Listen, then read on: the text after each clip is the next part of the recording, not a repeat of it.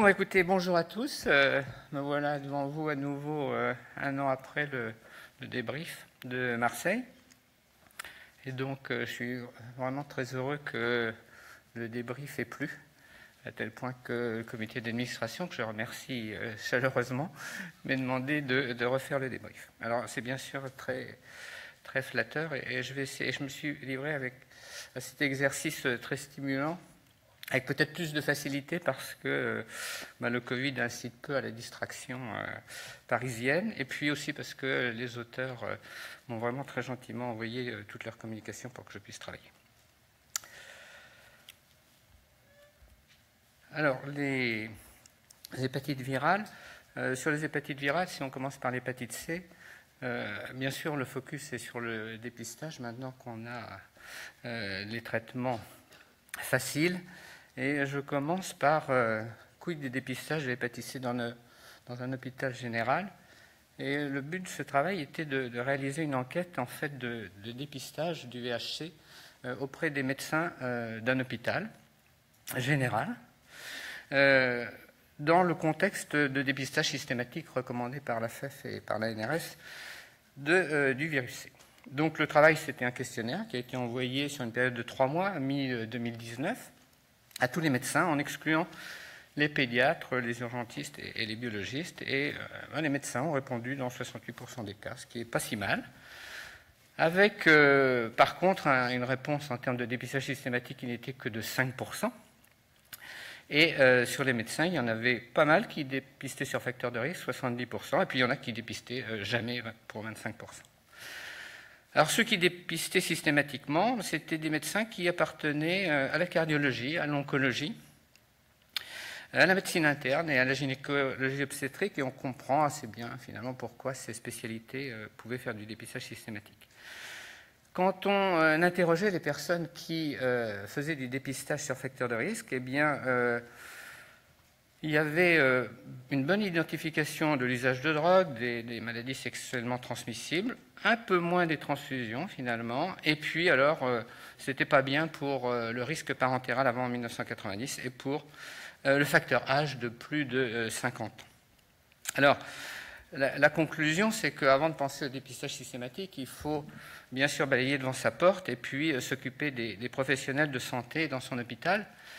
Et en plus, ce n'était pas n'importe quel hôpital, puisque c'était l'hôpital Saint-Joseph, et on ne peut pas dire que l'hépatite C ne soit pas largement promue dans cet hôpital. Le deuxième travail, c'est un travail de Montpellier. Alors c'est, après l'étape hôpital sans hépatite, il y a la ville sans hépatite, et là, l'idée, c'était d'essayer de faire une campagne de dépistage universel avec un questionnaire. Et ça s'est déroulé sur une période de 3 mois, fin 2019, avec vous voyez, beaucoup de tests qui ont été distribués, plus de 10 000 tests, dont une partie était sans ordonnance, puisque c'était l'enjeu de la campagne. Alors le taux de positivité, c'est un taux de positivité de 0,89%, et donc on voit bien que ça baisse, c'est une prévalence qui est devenue faible, sachant que sur une campagne identique, un peu identique dans la région, enfin pas tout à fait, mais presque, on avait en 2018 1,12%. Tout ça, ça donnait quoi? Eh bien, 90 personnes qui avaient une sérologie positive, dont 87 avaient une ordonnance, donc de passer par le médecin et de cibler par le médecin, c'est, on va dire, efficace. Plus d'hommes, 59%, et un âge, comme on peut le pressentir, qui était supérieur à 40 ans, dans la majorité des cas, à 83% des cas. C'est une population qui est une population peu couverte ou mal couverte au plan social, 23% de CMU, 34% aucune couverture sociale. Mais on peut remarquer que dans cette population, dans 100% des cas, il y avait un facteur de risque connu. Ça débouchait sur 69 recherches d'ARN, 9 ARN positifs, 9 traitements.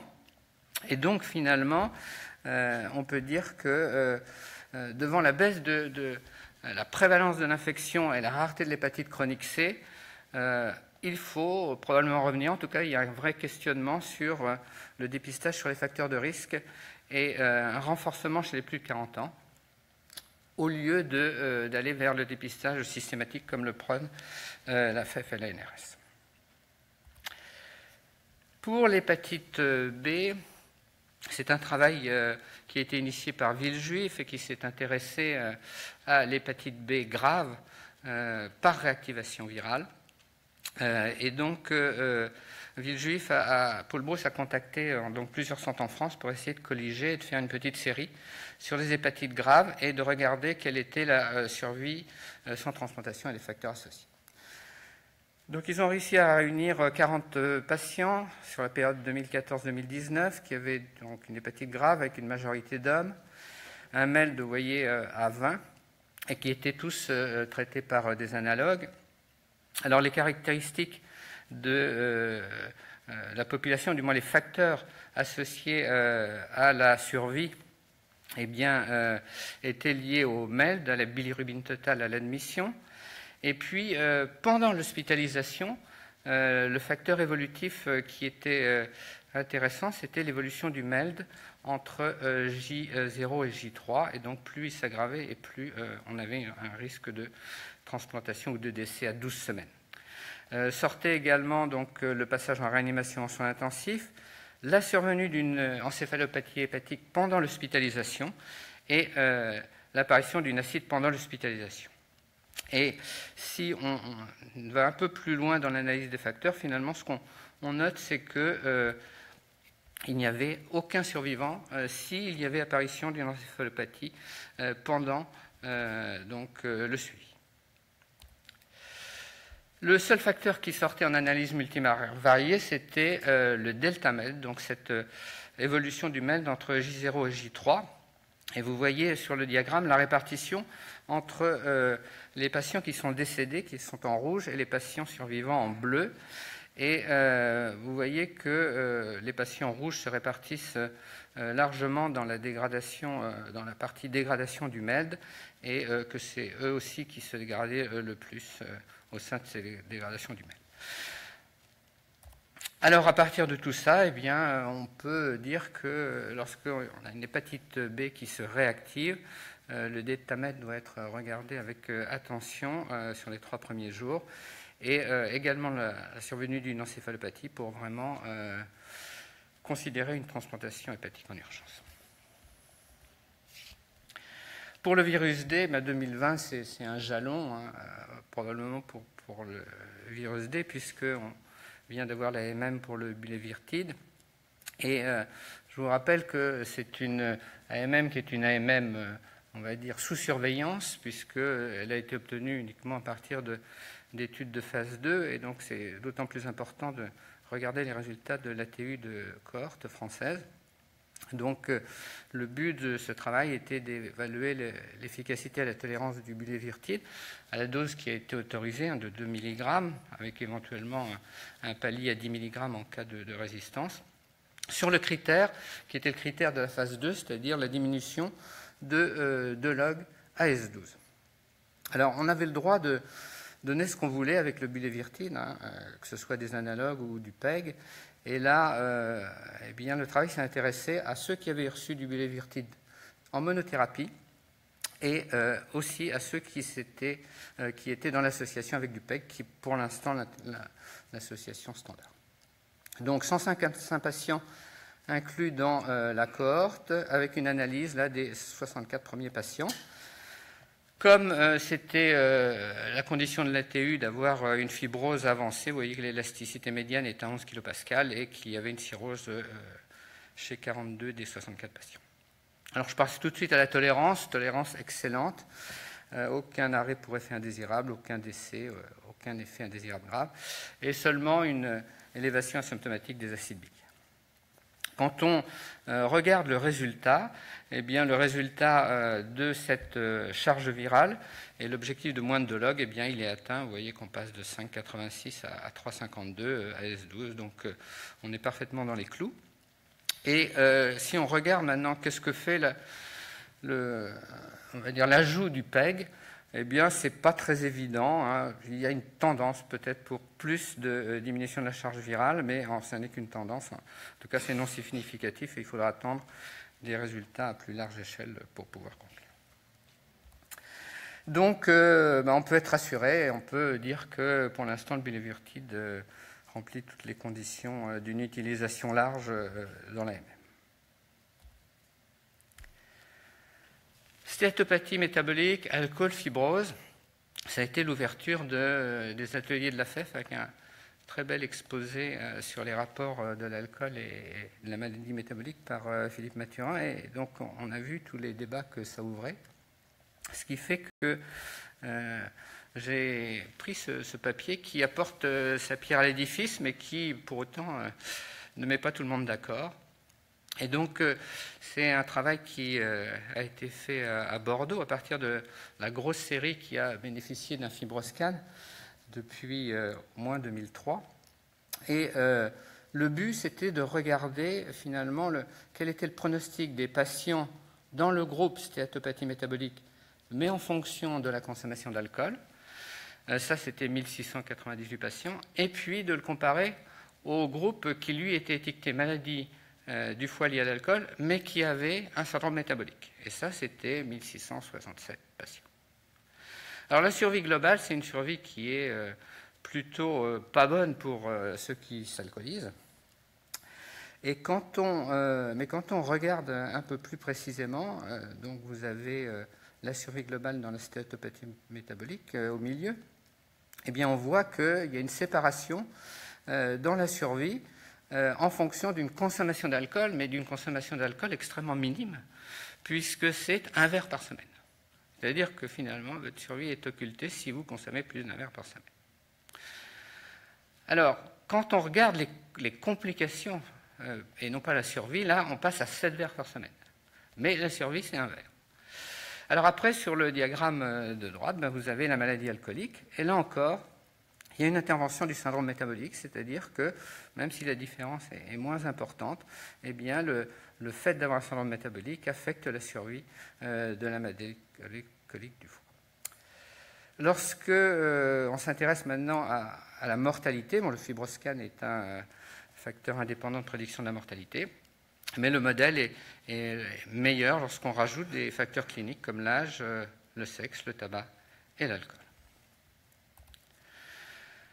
Donc, de ce travail, on voit qu'il y a eu finalement un lien très fort entre l'alcool, le syndrome métabolique dans la survie, et que ce sont des facteurs pronostiques qu'il faut analyser obligatoirement conjointement si on veut avoir des travaux rigoureux. Alors, le FibroScan, c'est l'outil qu'on utilise bien sûr le plus, avec lequel on est familier. Mais il est évident que si on veut faire du dépistage de fibrose ou de maladies hépatiques tout court, à un moment donné, il va probablement falloir passer par les radiologues et par la mesure de l'élasticité couplée à l'échographie, ce qui permettrait probablement en plus de le faire passer, on va dire, dans le coût de l'échographie pour que l'assurance maladie ne tique pas. Et autant il a été validé des critères pour un bon FibroScan, pour une bonne mesure avec l'ARFI, autant ça n'avait pas été fait avec l'appareil Sonic Imagine. Et c'était une lacune qui a été comblée par Jérôme Boursier dans ce travail qui a regardé quels étaient les critères de validité de l'élastographie par onde de signalement bidimensionnelle. À partir de 788 patients, 4277 mesures, et donc une répartition par randomisation entre 2 cohortes, une cohorte de validation et une cohorte de dérivation. Alors, il y a 2 facteurs qui sortent associés significativement avec la fiabilité de la mesure, qui sont le rapport déviation standard sur élasticité moyenne, et puis l'élasticité moyenne elle-même. Et lorsqu'on analyse finalement toutes les données de façon très précise en découpant les valeurs du rapport déviation standard sur élasticité, on arrive à rassembler grossièrement les valeurs en 3 plages qui sont une plage donc inférieure à 10, une plage entre 0,10 et 0,24 et une plage supérieure à 0,24. Alors sur les diagrammes qui sont en dessous, on voit que pour la fibrose avancée, si vous avez l'élasticité qui est en abscisse, on devrait finalement avoir une droite à 45 degrés à peu près. Et donc pour les rapports qui sont, on va dire, inférieurs à 10 et pour les rapports jusqu'à 0,24, vous voyez que finalement, on a à peu près une bonne prédiction, là, une bonne corrélation dans le haut de la courbe, puisque une élasticité élevée va avec une détection de fibrose avancée par le système des ondes de cisaillement.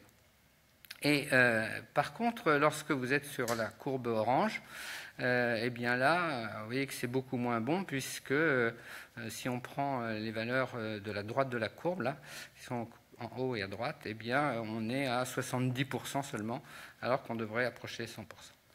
Et c'est encore moins bon sur le diagramme de droite pour la cirrhose, où là on est vers le 20% simplement pour la corrélation.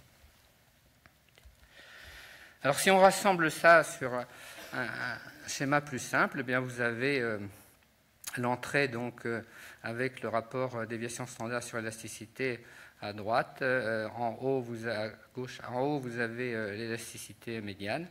Et vous voyez que si vous avez un rapport qui est supérieur à 0,24 et que vous vous situez dans une élasticité au-dessus de 8, eh bien vous êtes dans des mesures non fiables. Et si on ramène ça maintenant au bien classé, à l'euro qu'au bien classé, on voit toujours très bien quand on regarde les colonnes oranges que les colonnes oranges eh bien, font beaucoup moins bien que les colonnes vertes, et qu'en bien classé, eh bien, en fibrose avancée, on est à 70% de bien classé, et en cirrhose, là, vous êtes à 40%, 42% de bien classé, donc vous êtes vraiment dans des valeurs non fiables. Le volet supplémentaire de ce travail, c'était de regarder si une mesure faisait moins bien que 2, que 3, que 4, que 5. Et en fait, ce qui a été montré, c'est que 3 mesures étaient le bon chiffre. Au-delà de faire 4 ou 5 mesures, ça n'apportait pas grand-chose. Et donc, la conclusion de ce travail, c'est que pour l'appareil Sonic Imagine, eh bien, il faut disposer de 3 mesures fiables, la fiabilité étant définie par un seuil de ratio écart type sur élasticité qui varie en fonction du niveau d'élasticité moyenne. Sur les maladies rares, il y avait beaucoup de travaux, j'ai trouvé, de Beaujon sur la maladie vasculaire portosinusoïdale. Et ce premier travail, il évalue la performance diagnostique du scanner.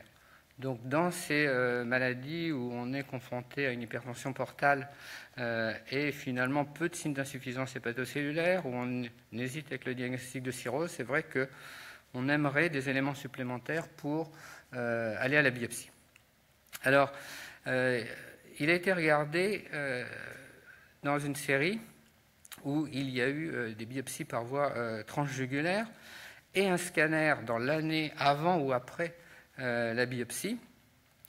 Quelles étaient les caractéristiques du scanner dans une série, donc dans un groupe de maladies vasculaires portosinusoïdales de 50 personnes, donc diagnostic histologique bien sûr. Et puis ça a été comparé à un groupe de cirrhose, donc avec un appariement 1 sur 2, qui était apparié sur l'acide parce que finalement c'est le seul critère pronostic qui est commun aux deux maladies.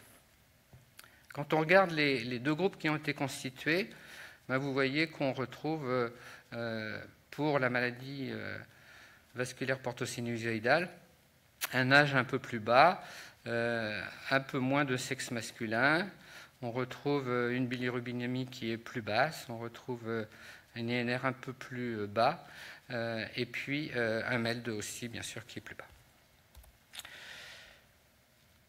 L'étape suivante, c'était de faire une analyse par composante principale avec une multivariée, et on voit très bien sur le schéma qu'il y a une ségrégation qui est différente pour les malades avec cette maladie vasculaire, et puis par rapport aux malades qui ont une cirrhose. Et quand on analyse plus précisément les caractéristiques, eh bien on voit qu'il y a des différences sur une anomalie de la veine porte intra-ou-extra-hépatique plus fréquente dans les maladies vasculaires, la thrombose veineuse splénique ou mésentérique est plus fréquente, tout ça c'est attendu. Les collatérales veineuses intersus-hépatiques sont plus fréquentes. L'hypertrophie du lobe caudé et l'atrophie du segment 4 est par contre beaucoup moins fréquente. La surface nodulaire est beaucoup moins fréquente et la taille de la rate est plus augmentée. Donc ça, c'est de l'univarié. Ce qui sort en multivarié, c'est la thrombose et c'est l'hypertrophie du lobe caudé, l'atrophie du segment 4 et la surface nodulaire.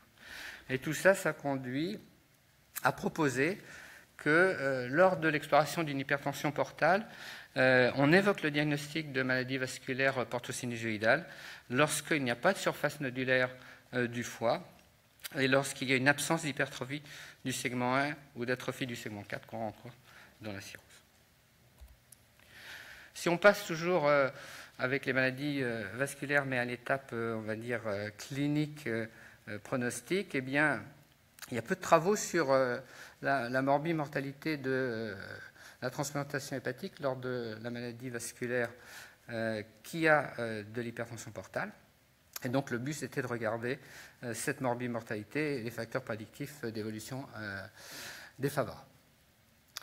Deux groupes, un groupe de 38 patients transplantés pour maladie vasculaire et un groupe de 324 qui a été transplanté pour cirrhose. Et il y avait chez les malades avec maladie vasculaire, comme on pouvait l'attendre, plus de complications vasculaires post-opératoires précoces et derrière, plus de retransplantation. Mais en termes de survie, sur le diagramme, vous voyez que la survie à 7 ans et demi eh bien, n'est pas significativement différente de celle des patients cirrhotiques. Alors ça, c'est vrai pour la transplantation isolée. Pour la transplantation combinée, qui, dans les maladies vasculaires comme la mucoviscidose, est souvent une transplantation foie-poumon, là, les résultats sont moins bons. Mais ça reste non significatif en différence par rapport à la cirrhose. C'est à peu près les mêmes résultats, mais ils sont moins bons. Un facteur qui a été étudié, bien sûr, c'est le facteur prédictif de survie. Et parmi les facteurs, il y en a un qui sort, qui est la créatininémie. Et on voit sur cette courbe qu'il y a vraiment une moins bonne survie à 5 ans chez les patients transplantés pour maladie vasculaire portosinusoïdale lorsque la fonction rénale est altérée avant la transplantation. Donc globalement, on doit considérer que la transplantation hépatique reste une bonne option thérapeutique s'il y a des complications non contrôlées de l'hypertension portale ou une insuffisance hépatocellulaire, avec des résultats comparables à ceux des patients atteints de cirrhose. Le bézafibrate, c'est un médicament qui est bien sûr sous les feux des projecteurs depuis 2 ans. Et on manquait de données sur la survie, même s'il y avait eu un très beau travail dessus. Et là, Christophe Corpechot a eu la très bonne idée de s'intéresser à une énorme cohorte japonaise, les Japonais ayant utilisé le bézafibrate très tôt. Donc, ce travail, c'était de regarder dans une énorme cohorte japonaise de cholangite biliaire primitive l'intérêt du bézafibrate. Alors, c'est une cohorte qui a été initiée en 1980, qui ensuite a été actualisée tous les 3 ans, avec l'arrivée de l'acide urso-désoxycholique en 87, et puis en 99, l'introduction du bézafibrate dès qu'il y avait une réponse insuffisante à l'AUDC. Donc, 8000 patients avec un groupe d'AUDC-CEL de 6000, un groupe d'associations AUDC bézafibrate, donc de patients qui avaient résisté à l'AUDC de 900, et puis un groupe qui n'avait jamais eu de traitement de 1000 patients environ. Alors sur un suivi moyen de 8 ans, eh bien, on voit très facilement sur la courbe en orange donc, de l'association AUDC plus bézafibrate que la survie était bien meilleure dans ce groupe-là et meilleure que celle de l'AUDC, ce qui est un résultat qui peut être un peu surprenant. Et pour la mortalité hépatique ou la transplantation, eh bien, on a ce résultat seul, ce résultat identique. Donc, ça amène bien sûr à se poser la question de savoir si l'association ne devrait pas être la référence. En tout cas, dans ce travail-là, ce qu'on peut dire, c'est que quand on regarde en fonction des critères pronostiques bien identifiés de la chronologie biliaire primitive, eh bien, aussi bien pour l'âge, le sexe, le prurite, la bilirubine, l'albumine, les phosphatases alcalines, l'histologie, eh bien, on a un excellent résultat de cette association qui améliore la survie. Il y a juste sur une hétérogénéité sur les centres primaires, secondaires ou tertiaires. Donc voilà, une association qui diminue la mortalité ou le besoin de transplantation, quelle que soit la sévérité à l'entrée dans la maladie. En ce qui concerne les tumeurs du foie, le premier travail, c'est un travail sur le dépistage. Et c'est un travail qui est à cheval avec l'hépatite C, puisque c'est un travail sur le rappel téléphonique des patients qu'on devrait suivre parce qu'ils ont une fibrose F3, F4. Et donc, vous savez que Charlotte Constantin avait bien montré qu'il fallait rigoureusement respecter le délai de 6 mois pour ne pas perdre de malade. Et là, c'est tout simplement de regarder quel est l'impact du rappel téléphonique chez les patients perdus de vue. Donc, dans, on va dire, la patientèle de Nice, eh bien, ils ont regardé ceux qui, en 2015, devaient rentrer dans ce programme. Donc, il y avait 335 patients qui étaient guéris, mais qui avaient une fibrose F3, F4. Et 56 mois après, en 2019, ils s'inquiètent des patients perdus de vue. Et vous voyez qu'il y en a beaucoup, c'est-à-dire qu'il y a 39 patients qui étaient perdus de vue, alors que, théoriquement, ils étaient suivis avec à la consultation la prescription d'une échographie, le rendez-vous pris, etc. Et donc, ils se mettent à faire un rappel téléphonique. Et sur le rappel téléphonique, il y a un certain nombre de patients qui vont être décédés, des patients injoignables, des patients quand même suivis dans un autre centre, pour 16%, et puis 25 patients qui acceptent d'avoir un nouveau rendez-vous et qui, finalement, vont reprendre le suivi. Donc, sur un tiers de patients perdus de vue, ce qui est beaucoup, eh bien, ce rappel téléphonique a permis de proposer un nouveau rendez-vous chez 19 d'entre eux. Donc, c'est quelque chose de simple que beaucoup de centres ont commencé à mettre en œuvre, mais qu'il faut à coup sûr renforcer. Là, deux travaux qui sont un plaidoyer pour la biopsie hépatique. Pour la biopsie hépatique du carcinome hépatocellulaire systématique, il y a encore une controverse sur la pratique de la biopsie hépatique dès lors que le diagnostic radiologique peut être fait. Mais je crois que la tendance est quand même vers une biopsie systématique, et il y a 2 papiers là qui vont bien dans ce sens. Alors, ce premier papier de Grenoble, c'est une étude de la concordance des caractères histologiques et immunohistochimiques en comparant des pièces opératoires et la biopsie qui a été faite avant l'intervention, en faisant une étude donc sur 50 cas morphologiques des nouveaux sous-types de la classification OMS 2019, et en faisant également une étude immunohistochimique. Le résultat, il est sur le petit tableau là qui est indéchiffrable, mais en tout cas, ça montre que sur des critères morphologiques, il y a une concordance qui est bonne à excellente, avec un kappa supérieur à 0,6 pour 20 des 29 items qui avaient été étudiés. Et donc, entre la biopsie hépatique et la pièce opératoire, finalement, on arrivait à faire des diagnostics qui étaient bons. Alors, je vous ai mis ça en dessous, en résumé, pour le grade OMS, bien et moyennement différencié, pour le grade d'Edmondson, G1 à G3, pour l'architecture trabéculaire pseudo-glandulaire, pour les cellures claires, les ballonnisations, les corps de Mallory, la stéatose, la cholestase et la fibrose, et pour tous les sous-types de carcinome hépatocellulaire. Quand on passe maintenant à l'étude immunohistochimique, eh bien, on voit que pour le P53, la CRP et la glutamine synthétase, on a une bonne sensibilité et un bon kappa. C'est un peu moins bon pour la bêta-caténine et ce n'est pas bon du tout pour la CK19.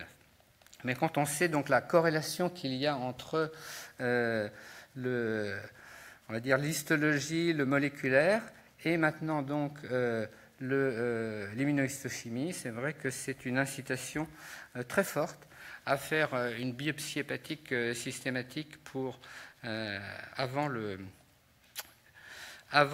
traitement pour faire une immunohistochimie de routine.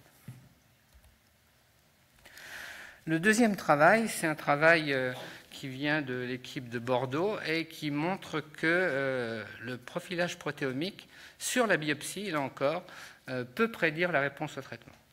Et ça, c'est une application au séraphénib, mais qui est probablement exportable. Alors le but, c'était d'identifier une signature tissulaire protéomique qui soit prédictive de la réponse au traitement.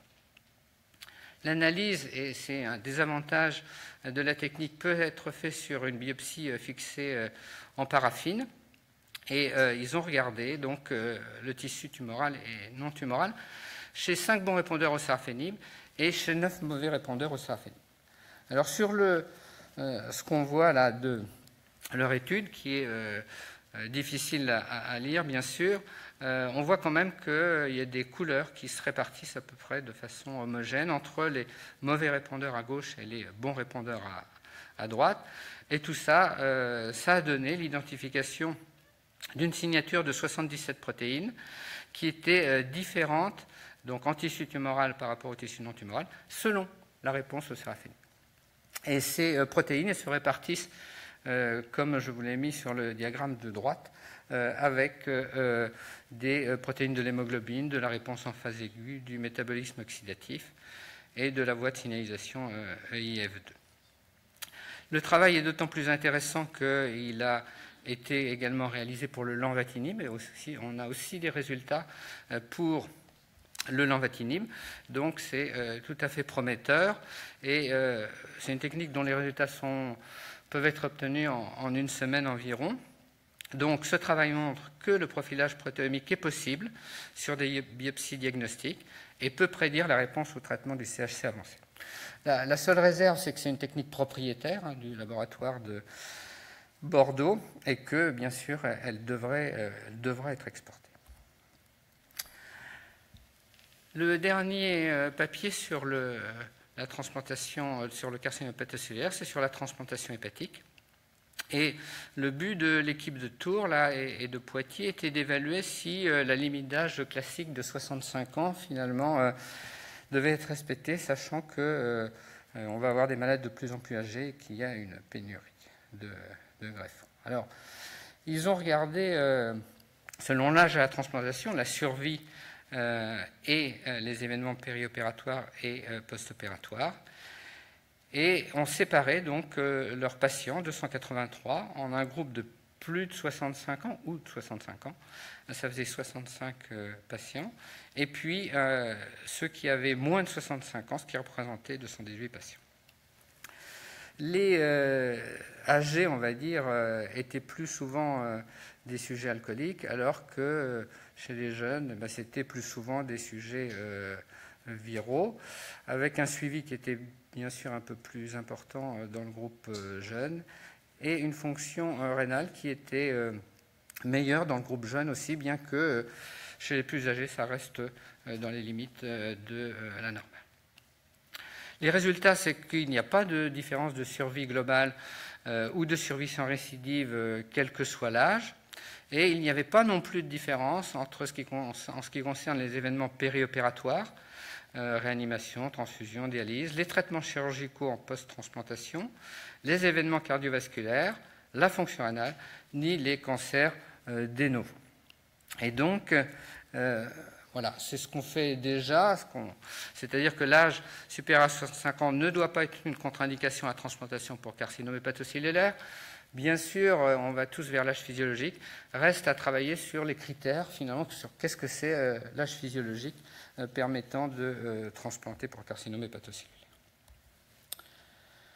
L'hypertension portale, j'ai trouvé qu'il y avait beaucoup de choses sur l'hypertension portale cette année. Et bien sûr, Baveno-6, c'est toujours très étudié. Et ça, c'est l'équipe de la Pitié qui a regardé quel était l'intérêt de ces critères pour les varices de petite taille. Alors, la base, c'est qu'il y a un papier qui montre que les varices de petite taille pourraient bénéficier des bêta-bloquants qui amélioreraient leur survie. Donc, il y a un papier qui a été publié l'année dernière. Et à partir de là, eh bien, on a regardé si Baveno-6 et Baveno-6 étendu pouvaient s'appliquer. Baveno-6, je voulais récapituler à gauche, là, et Baveno-6 étendu à droite, dans les petits encarts gris. Donc, en théorie, lorsque vous avez des plaquettes supérieures à 150 000 et une infibroscan inférieure à 20 kPa, eh bien, vous n'avez pas besoin de faire une endoscopie pour faire une recherche de varices œsophagiennes et vous manquez moins de 5% de patients avec des grosses varices.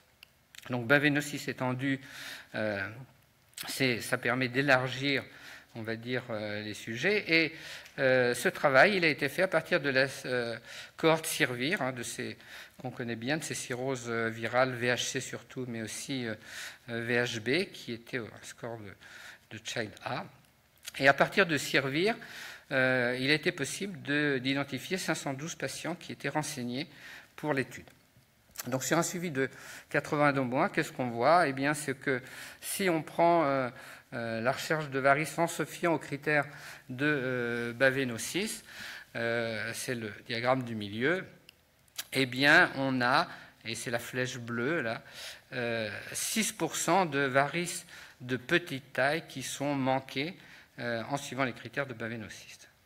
Et lorsqu'on fait la recherche maintenant en étendant les critères de Baveno-6, eh bien, la flèche vous montre que là, c'est 10% de varices de petite taille qui vont être ratées. Donc, on est loin du chiffre de 5% qui est considéré comme acceptable. De la même façon, lorsqu'on regarde si le statut de Baveno, ça c'est le statut de Baveno-6 étendu, peut on va dire, permettre de suivre le passage de ces petites varices à des grosses varices, eh bien, on voit que lorsque Baveno-6 étendu est défavorable, là on est à 46% donc, de progression, et lorsque par contre c'est favorable, eh bien, on est quand même à 19% de progression. Donc vous voyez que ça ne permet pas d'éliminer du tout, enfin du moins de faire le diagnostic d'une progression pendant le suivi. Donc finalement, les critères Baveno-6 et Baveno-6 étendu ne permettent pas d'éliminer et de suivre les varices de petite taille dans l'hypothèse où un traitement bêta-bloquant serait validé pour elles. Alors, Baveno-6, vous en entendez beaucoup parler, mais il n'y a pas que Baveno-6, et Baveno-6 n'est pas bon finalement pour les varices de petite taille, et puis à des limites.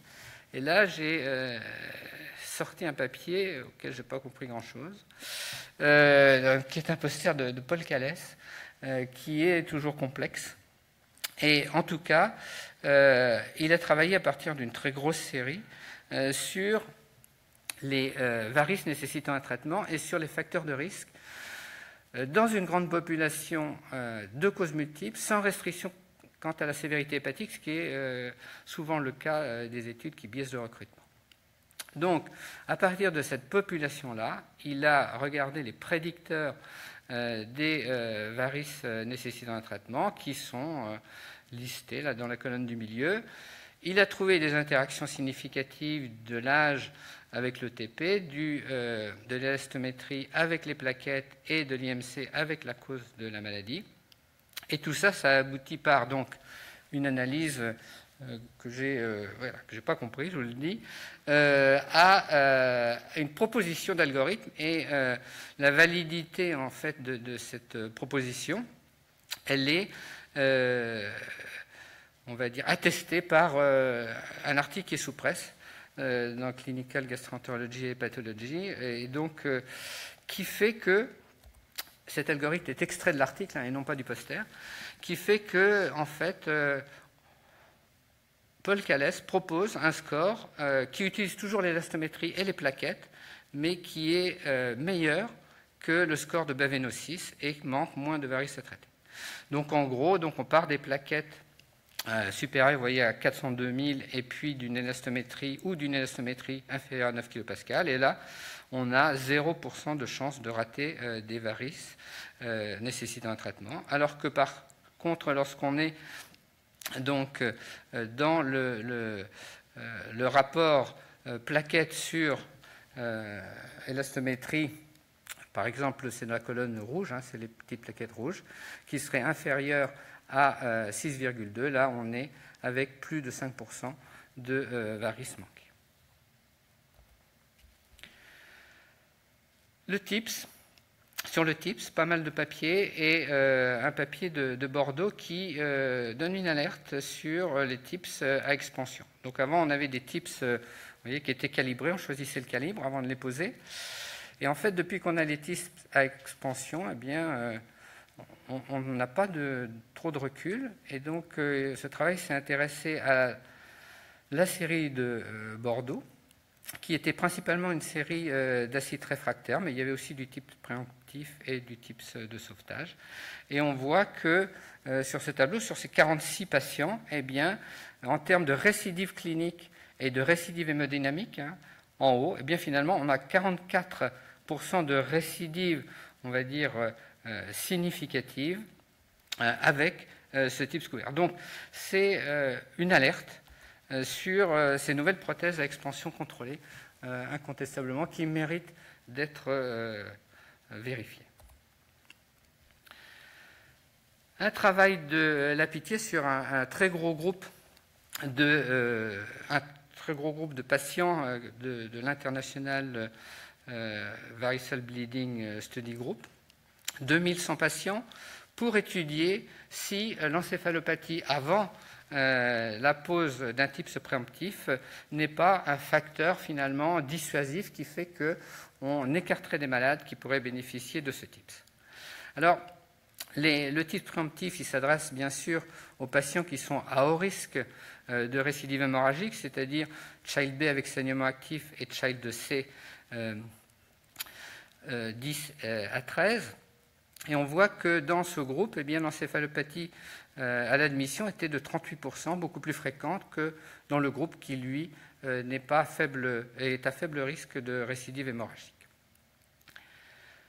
Le résultat, il est à droite. Eh bien, on voit que la survie des patients qui ont une encéphalopathie à l'admission et qui ont un TIPS reste meilleure que ceux qui ne sont pas TIPSés alors qu'ils étaient éligibles à ce TIPS. Et quand on regarde les facteurs associés à la mortalité à 1 an, eh bien, on voit que l'encéphalopathie hépatique à l'admission fait partie des facteurs associés à la mortalité, mais que le TIPS vient corriger en quelque sorte ce risque lié à l'encéphalopathie à l'admission. Donc, ce qu'on conclut de ce travail, c'est que, en cas d'indication de TIPS préemptif, il ne faut pas récuser l'indication devant une encéphalopathie hépatique à l'admission. L'étape suivante, c'est le TIPS lorsque ça résiste au premier traitement. Donc, c'est le TIPS de sauvetage, on n'est plus dans le TIPS préemptif. Et là, ce travail a évalué la survie globale à 6 semaines et a identifié les facteurs prédictifs de décès sur 164 cirrhotiques qui ont été étudiés dans une cohorte de dérivation pour 83 et dans une cohorte de validation pour 80. Ce qui sort de ce travail, c'est qu'on identifie en multivarié 2 facteurs qui sont prédictifs de mortalité, c'est le lactate artériel et le MELD. Et quand on rassemble ça dans la cohorte de dérivation et la cohorte de validation, eh bien, vous voyez que la survie est extrêmement mauvaise lorsque vous avez des lactates élevés ou un MELD qui est supérieur à 30. Et la conclusion, c'est que le MELD supérieur à 30, ou égal, ou les lactates supérieurs à 12, pourrait identifier des patients dont la mortalité est telle que le type de sauvetage est futile.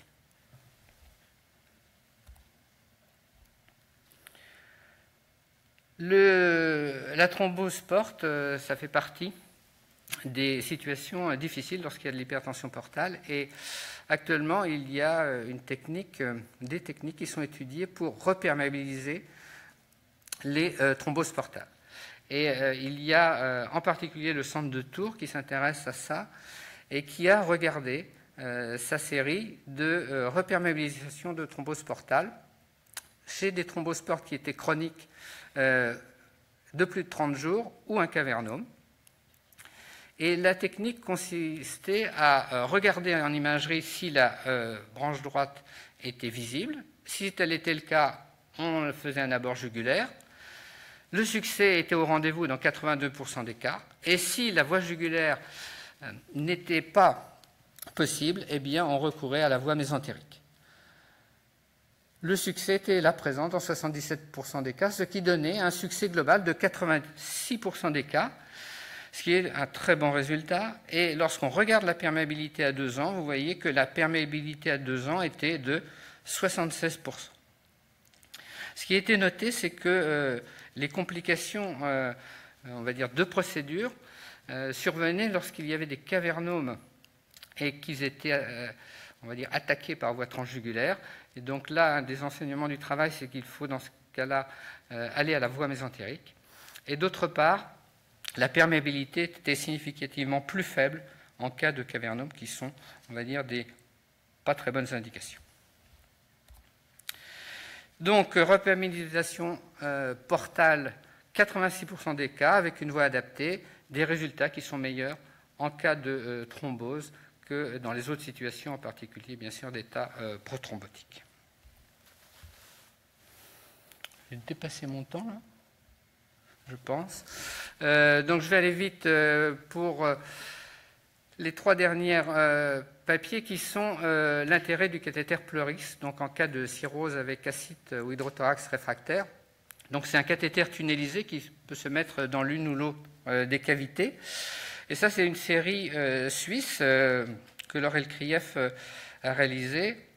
Et sur les patients qui ont eu ce cathéter pour des situations, donc on va dire un peu désespérées, eh bien, le tableau important, c'est le tableau de droite qui montre qu'il y a beaucoup d'infections d'acide, beaucoup d'insuffisance rénale dans la situation où on met ce cathéter, et surtout que la survie est moins bonne lorsqu'on met ce cathéter Pleuris. Donc, visiblement, ce n'est pas une bonne solution lorsqu'on est confronté à un hydrothorax ou une acide réfractaire que de recourir à ce cathéter. Il faut essayer d'envisager toutes les autres solutions. Pour terminer, on ne pouvait pas terminer sans parler de la Covid-19 qui nous affecte tous. Alors, il y a 2 papiers qui ont été présentés spécifiquement sur le foie. Il y a un papier sur les patients qui sont en attente de transplantation hépatique. Et donc, à Paul Brousse, ils ont regardé quel avait été l'impact sur ces patients. Et le travail a consisté à envoyer un questionnaire, soit par mail, soit par téléphone, pour savoir qu'est-ce qui s'était passé pour les patients qui attendaient la transplantation hépatique. Donc, 91 réponses.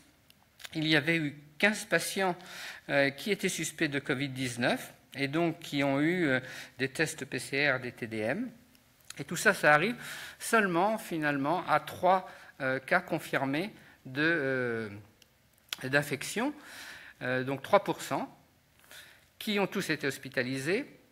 Mais il faut voir que, finalement, 2 ont eu une réanimation qui a été transitoire et puis ont pu être transplantés. Et après la transplantation, donc, il y a eu un décès par presse syndrome. Mais en tout cas, ce qu'on peut voir, c'est que les patients en liste d'attente de transplantation ont peu été affectés par la Covid-19. Et ça, c'est très différent de ce qui s'est passé pour le rein. Alors, est-ce que la raison, c'est un très bon confinement? Probablement, puisque 97% des patients ont respecté leur confinement et qu'ils ne fréquentaient pas l'hôpital, à la différence des patients qui devaient avoir des dialyses en attente de transplantation rénale. Donc finalement, peu de patients infectés, et ça va de pair avec un bon respect du confinement qu'il faut continuer à encourager. Et voilà, le dernier papier, donc toujours sur le Covid, et bien là c'est sur la prise en charge du carcinome hépatocellulaire, et pour regarder quel a été l'impact sur notre prise en charge. Donc on a tous l'idée bien sûr que ça a perturbé la prise en charge, et dans 6 centres de référence donc, en Île-de-France, on a regardé la proposition de traitement RCP et en particulier la procédure interventionnelle. Le groupe contrôle, c'était le groupe 2019, à la même période que la période de 2020, mars-avril. Donc 293 patients dans un groupe, 377 dans le groupe contrôle. Et sur le diagramme du milieu, vous voyez que, bien sûr, il y a eu moins de patients qui ont été vus et discutés en RCP pendant la période Covid. Et c'est vrai aussi pour un premier diagnostic. Il y a eu des changements de traitement, et ces changements de traitement, même si quantitativement ils n'ont pas été plus importants, en fait ils étaient motivés par le Covid. Vous voyez, 46% des changements étaient motivés par le Covid, alors qu'en 2019, les changements étaient surtout motivés à 65% par la progression tumorale. Lorsque on s'intéresse maintenant au retard éventuel du traitement, eh bien effectivement, dans la période Covid, il y a eu un allongement de plus d'1 mois entre la RCP et le traitement, qui était significativement plus élevé dans la période 2020. Et si on regarde quel traitement a été le plus affecté, eh bien, comme on pouvait le penser, et c'est très bien montré là, c'est le traitement interventionnel qui a été affecté par le Covid, alors que la prescription des traitements systémiques ne l'a pas été. Alors, pour la pratique, qu'est-ce que je retiens de cette AFEF? Eh bien, je retiens que finalement, on pourrait recommander de ne pas consommer plus d'1 verre par semaine d'alcool. C'est très dur. Alors, 1 verre ou rien, est-ce que c'est pas mieux rien? J'utilise alors le scanner pour le diagnostic de maladies vasculaires portosinusoïdales. J'utilise donc avec confiance le bulévirtide dans l'hépatite delta et l'association acide urso et bézafibrate dans la cholangite biliaire primitive. J'évite d'utiliser le cathéter Pleurix pour l'acide et l'hydrothorax réfractaire. Je garde l'indication d'un type préemptif, même en cas d'encéphalopathie à l'admission. Je repère les perdus de vue du dépistage du carcinome hépatocellulaire et je les rappelle au téléphone. Je pratique systématiquement une biopsie en foie tumoral et non tumoral en cas de carcinome hépatocellulaire. Et je ne tiens pas compte de l'âge de l'état civil pour une transplantation pour carcinome hépatocellulaire. Je vous remercie.